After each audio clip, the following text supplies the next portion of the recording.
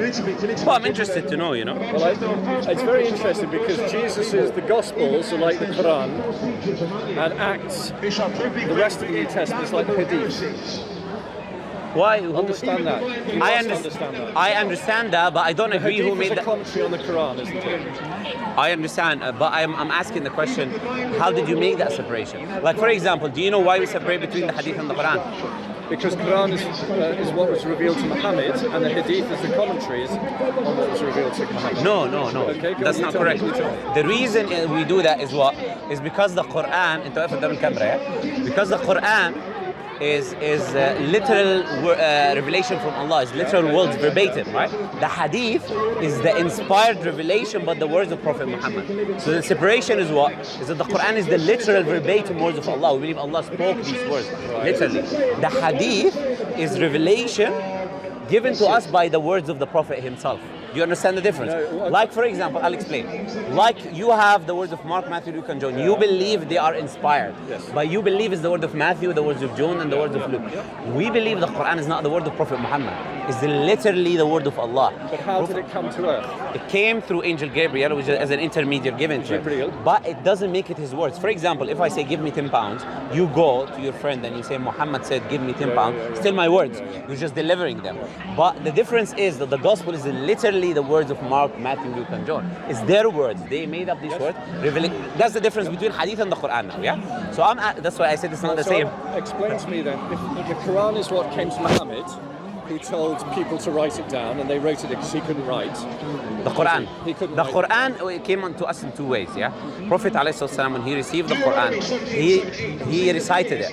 The companions did two things. They memorized it, and they wrote it down. So they didn't do one, they did both. They memorized it. The Arabs did not rely on writing that much. They were people of memory. From Muhammad to others. Yes. He didn't write it down himself because he couldn't write. No, he didn't. He couldn't write. Yeah, everyone believes that. We all believe that. Every Muslim believes that. Believe the companions wrote it down. But the difference is this: it was written down at the time. We have the names of the people who wrote it. We have their biographies. We know every detail about them. We know sometimes even how many white hairs they had in their beard. You know, to that extent, to that limit. But if you compare that with the gospel, is a completely different story. You have. I know. Okay, so you know, it's 400 years later. Unknown. No, 400 years later. The New Testament that you have is the Codex Sinaiticus, as the oldest full manuscript if you have of the Bible. Full manuscript. Yes, that's what I'm saying. It's 357 from the first century. That's not when it was written down, was it? It was written down back in 50 to 80. That's the claim. But the point is, you have nothing from that time. What do you have?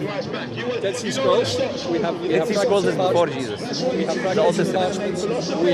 That's the Old Testament. Codex Sinaiticus is the oldest full. No, Codex Sinaiticus is the oldest manuscript you have of the Bible. Now you have fragments. Zero from the first century. Second century, you have one thing called P52. It's as big as a card like this, yeah? Right? Now, that's the second century, so you have 200. Now, the late second century and the third century, you have some manuscript. But you never have the full Bible, except the Codex Sinaiticus is 357 or something. Nearly 400 years after Jesus. The difference is, if we had that, we would reject it. Because that's way later, written by unknown people. You just have the first names. You have no information about them. On what basis would I accept that these people are actually saying the revelation of God? That's fair enough. So why do you believe Jesus is a prophet then? I believe Jesus is a prophet. How did Muhammad know that? You want me to answer? You want me to answer, or you want to answer for me? No, I'm telling you. Okay. I've got to go because it's 7 o'clock. Sure. But I'll answer you. I would love to talk for a long You said you're a pastor, or you're what, I'm sorry? a pastor, but you would ask me questions that would challenge me, which is good for me. Yeah, I still haven't challenged you. It's just 2 minutes. No, well, I know everything you've said. I don't think you do. There are fragments that go back further. Yes. And I will check that out. There are fragments, I agreed. But there is no manuscript of the Bible. Manuscript, no, I agree. Yeah. I agree that. So if specifically the Gospels, tell me why the Qibla faces towards Petra in the first 100 years. It never did. That's the point. Check that out. Wait. Before you run away. You're running away. Sorry.